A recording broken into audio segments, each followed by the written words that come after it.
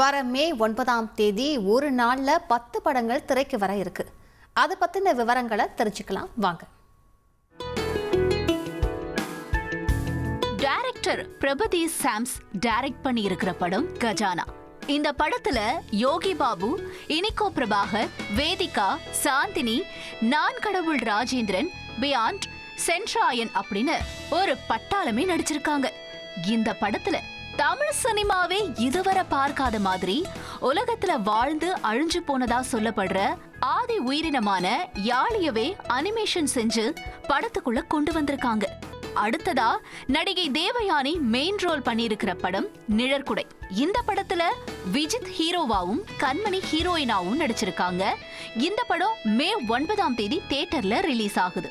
அடுத்ததா பரியேறும் பெருமாள், கபாலி, மெட்ராஸ், ஒரு நாள் கூத்து படங்கள்ல குணச்சித்திர ரோல்ல நடிச்ச லிங்கேஷ் ஹீரோவா களமிறங்கி இருக்கும் படம் தான் என் காதலி.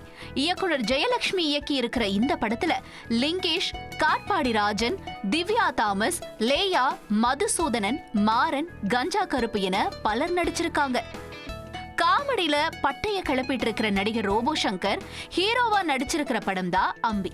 இந்த அம்பி படத்தோட ஃபர்ஸ்ட் லுக் போஸ்டரை நடிகர் கமல் ரிலீஸ் பண்ணியிருந்தார். மறைந்த நடிகர் மயில்சாமியின் மகன் அன்பு மயில்சாமி ஹீரோவா நடிக்கிற மூவி தான் யமன் கட்டளை. பேரே கேட்கவே டிஃபரெண்டா இருக்குல்ல?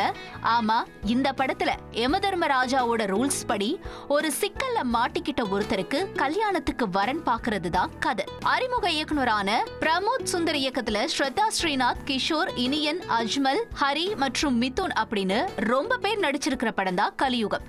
இந்த படம் சைக்காலஜியும் த்ரில்லர் சீன்களும் நிறைஞ்சதா இருக்கும்னு சொல்லப்படுது. இந்த படமும் மே 9ஆம் தேதி ரிலீஸ் ஆகுது. அதே போல இந்த லிஸ்ட்ல சவுடு, யாமன் உள்ளிட்ட 10 படங்கள் மே 9ஆம் தேதி ஒரே நாள்ல ரிலீஸ் ஆகுது.